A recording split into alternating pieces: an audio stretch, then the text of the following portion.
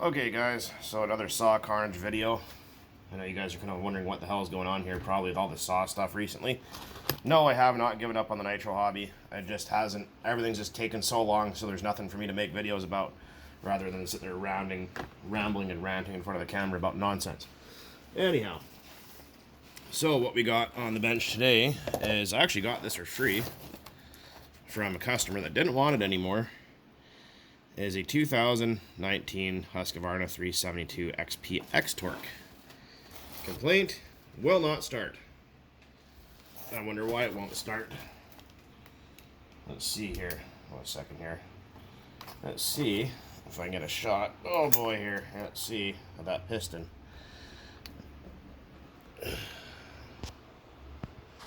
Uh-oh. That doesn't look good.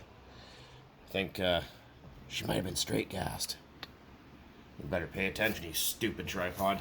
Anyways, so what we're gonna do here is try and angle you guys up a little bit. We're working with the finest of dollar store equipment that money can buy. All right. So I got 3 of the bolts loosened off here.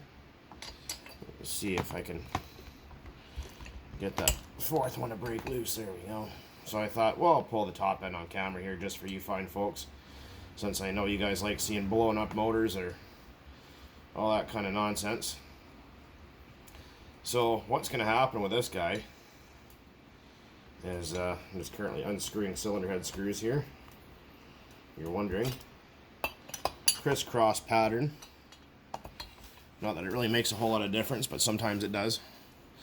What's going to happen with this guy is we're going to check it out, make sure the bottom end is okay, see what else is going on in there. We're going to replace the top end, not on this video, but a different one. And we're going to save up our beans here, our Canadian Copex, and we're going to go with a 52 millimeter big bore kit and convert it to non-X-torq.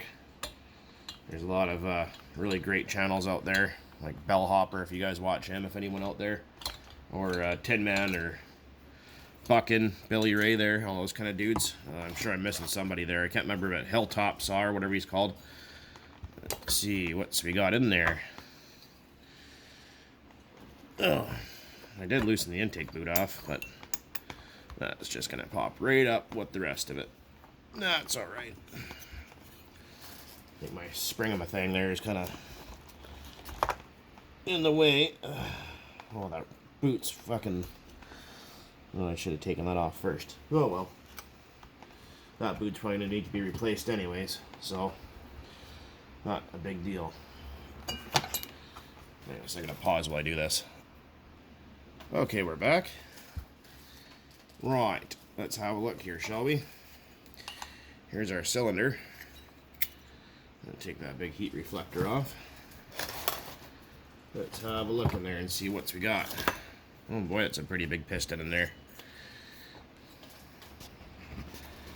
Let's see. I would have had a 372 apart in a minute here, so I thought I'd share with you. Oh, it doesn't look too bad. Yeah, you can feel it. You might be able to clean that up with a little bit of acid. It doesn't look horrible, but definitely not the greatest. A lot of carbon in there, look at that. Wonder what kind of oil they were using in there. Probably the shittiest kind available. With transfer ports there, you can see them. There and there. Intake port. So this is another straddle port motor, so, or engine as I should say. So the bottom port is fuel air mixture. The 2 top nostril looking ones there. That's basically so the air fuel mixture, it puts a big fresh air charge up in there and it makes them run a little leaner for emissions control reasons. I don't, like I said, not a huge big fan of a straddle port, but it's the way she be. But you can convert these to non-straddle port. That's what we're going to do. Let's have a look at that piston.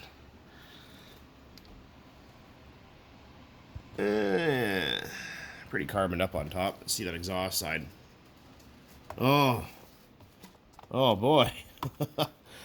Well then. Uh-oh. She's got a chunk missing. See that? I'm trying to see if I can get the best angle here possible for you fine folks. See the chunk missing? That's bad. Uh-oh.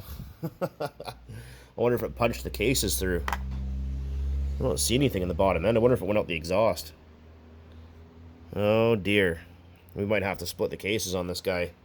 I'll have to go and rent a case splitter because I don't have one. Well, shit. That's not supposed to happen. It's always interesting seeing the things that come through the door here.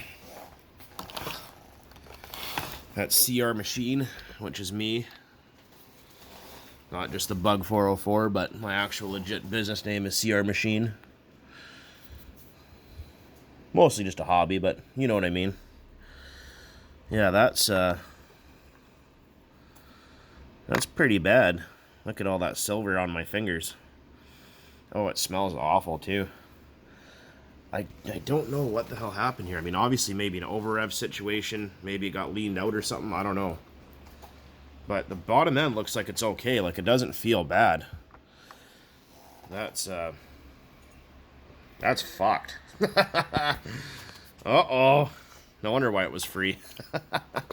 372s are really good saws, so please don't be discouraged by this video. They are very, very good saws, but the lack of maintenance, and it's one of those customers that I deal with where they just thrash it. It's the same guy. I got that MS362 that was blown up that you guys seen the other day. So, yeah, no, it's not the saw's fault. It's just, yeah. Oh, what are we losing here? Decompression valve. Right there, you see it pop up.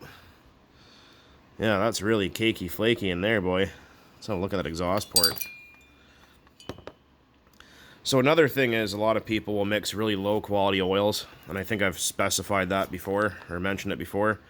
And what happens is you get a lot of oil or carbon buildup around the exhaust port.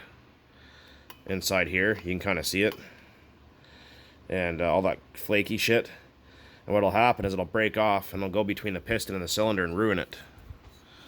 Because they said that this fucking retard horn blows as a driver.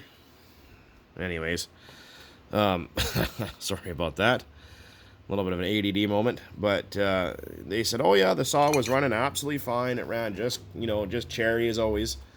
And it just stopped one day and they couldn't get it to restart. And that's why. So, but that chunk of piston missing, that's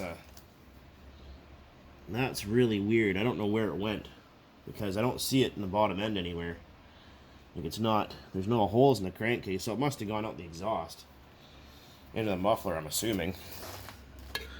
Can we see in there? Wonder if we can, I don't hear anything.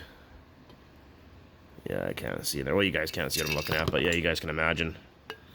Yeah, I can't see nothing in there, but yeah, that's not supposed to do that. Alright, well, yeah. So this is going to make for a fun little rebuild, I think. And like I said, what we're going to do is we're going to get it going for now, just with a cheap aftermarket top end. And then we're going to go with probably a Meteor or maybe even a Highway. I think Highway is the only one that offers the 52mm big bore kit for these. And it's you got to change the intake boot and kind of muck with the throttle holder. Well, you guys can't see what I'm looking at here. But you see that big rubber boot where the light's pointing on? You got to change that and kind of change a few things with the carburetor settings and adjust this and that to kind of commingle it to fit. But there's a lot of dudes out there. The Tin Man, Bellhopper, well, I can't remember the other guy's name, but it comes up Hilltop Saw Productions or something on YouTube. If you look that guy up too, he's got all kinds of 372 videos. If you guys are so interested in watching that. But there's going to be more RC stuff, like I said. So the occasional chainsaw two-stroke Carnage videos here. So, like I said, if you guys like that kind of shit, it's kind of a little bit different for a change. You know, kind of change things up once in a while. But yeah, you can definitely tell how much they really loved this old 372. They took fantastic care of it. judging by that piston with a big chunk out of it. Yep. She's dead, Jim. So what I actually might even do is split the cases on this and replace the crank bearings and seals. I think I'm going to do that just as preventative maintenance if we're going to go that far, because I think this whole thing's going to be stripped down and cleaned. So that'll be a video for another time. But anyways, guys, as always, thanks for watching. And there'll be updates about this at a later date. Look at that freaking... called Husqvarna. They want like $500 for that top end. Unreal.